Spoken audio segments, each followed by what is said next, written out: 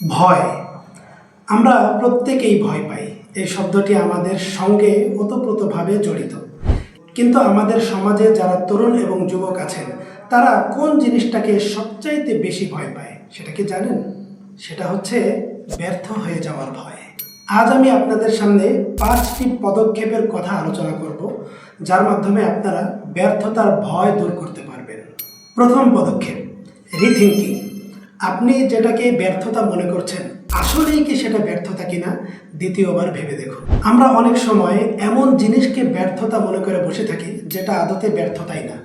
আমরা যদি হযরত নূহ আলাইহিস সালামের জীবনের দিকে তাকাই, তিনি 950 বছর মানুষদেরকে দিন গ্রহণের দাওয়াত দিয়েছেন, কিন্তু ফলাফল কি?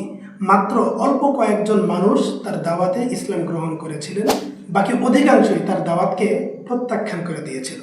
তাহলে কি আমরা বলতে পারি যে হযরত নূহ আলাইহিস সালাম তার রিসালাতের দায়িত্ব পালনে ব্যর্থ ছিলেন? অবশ্যই না। হযরত নূহ আলাইহিস সালাম যে সফল, এই সার্টিফিকেট স্বয়ং আল্লাহ রাব্বুল আলামিন দিয়েছেন। তাহলে আমরা যেটাকে ব্যর্থতা মনে করি, সেটাকে দ্বিতীয়বার কেন ভাববো না? আসলে কি সেটা ব্যর্থতা কিনা? দ্বিতীয় পদক্ষেপ, আপনার ব্যর্থতাকে আপনি সহজভাবে গ্রহণ করতে শিখুন। মানুষ হিসেবে আপনি ব্যর্থ হবেন, এটা খুব স্বাভাবিক একটি বিষয়। আপনি যদি ব্যর্থতার ফলে ভেঙে পড়েন, তাহলে আপনি সামনে এগিয়ে যাওয়ার শক্তিটা সম্পূর্ণরূপে হারিয়ে ফেলবেন। সুতরাং আপনার দ্বারা যতটুকু ব্যর্থতা হয়েছে, সেটা যদি আসলে ব্যর্থতা হয়েই থাকে, অবশ্যই সেটা আপনার গ্রহণ করতে হবে। তৃতীয় পদক্ষেপ, আপনার চিন্তাকে প্রসারিত করুন। আপনার চিন্তা যদি শুধু দুনিয়াবী জীবনের দিকেই সীমাবদ্ধ থাকে, তাহলে অবশ্যই আপনি খুব সহজে ভেঙে পড়বেন। ব্যর্থতার ভয় আপনাকে আরও আষ্টে পৃষ্ঠে জড়িয়ে ধরবে। যদি আপনার দৃষ্টিকে, আপনার চিন্তাকে প্রসারিত করে এভাবে চিন্তা করেন যে আপনি দুনিয়ার জীবনেও সফল হতে চান এবং আখিরাতের জীবনেও সফল হতে চান, তাহলে দেখবেন সফলতার এক নতুন সংজ্ঞা আপনার সামনে উন্মোচিত হয়ে যাবে।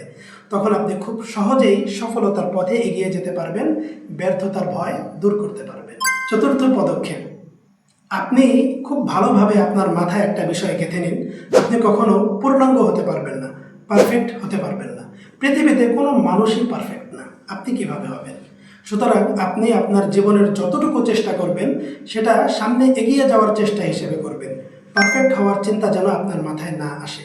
যদি পারফেক্ট হওয়ার চিন্তা এসে থাকে, তাহলে আপনি প্রত্যেকটা বিষয়ে খুঁত খুঁজে পাবেন এবং আপনি সফলতার পথে বারবার আটকা পড়বেন। আরও বেশি ব্যর্থতার ভয় আপনাকে জড়িয়ে ধরবে। পঞ্চম পদক্ষেপ, আপনি আপনার জীবনে যতগুলো কাজ করবেন, সবগুলোর জন্য একটি পরিকল্পনা প্রস্তুত করুন। পরিকল্পনাহীন কাজ যদি আপনার জীবনে অনেক বেশিও হয়ে থাকে, তবুও সেই কাজগুলো আপনার জীবনে কোনো সফল ফলাফল বয়ে আনবে না। আপনি ব্যর্থ হতে থাকবেন, অথবা ব্যর্থতার ভয় আপনাকে আরও বেশি ঘিরে ধরবে। যদি আপনি আপনার জীবনের পরিকল্পনা গুছিয়ে নেন, তাহলে খুব সহজেই সফলতাকে আপনি ধরে ফেলতে পারবেন ইনশাআল্লাহ। এখন আপনাদের সামনে যে 5টি পয়েন্ট নিয়ে আলোচনা করলাম, সেই 5টি পয়েন্ট খুব সুন্দরভাবে, খুব গোছানোভাবে উঠে এসেছে এই বইটিতে, তরুণ প্রজন্মের দ্বীনি ভাবনা। সিজদা পাবলিকেশন থেকে প্রকাশিত সম্ভবত সবচাইতে আন্ডাররেটেড বই এটি।